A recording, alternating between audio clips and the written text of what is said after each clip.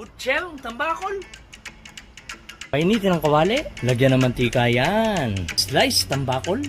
Lagyan ng asin. Isa lang natin yung tambakol. Tuwin hanggang mamula-mula na siya. Hanguin. Carrots. Kamote. Saging saba. Rituin.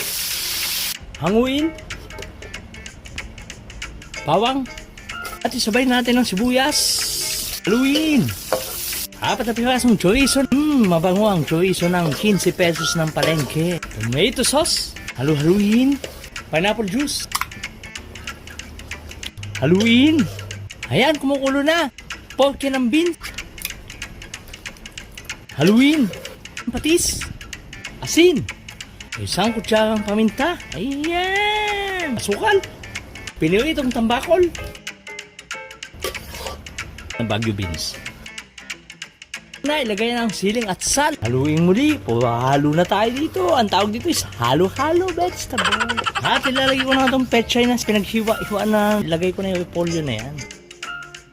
Well, at ito naman kumulo na. Lagyan ko ng chicharon. At haluin na natin yan ng bahagya sa ating chicharon na yan. And then tapos na tayo sa ating putsyerong tambakol.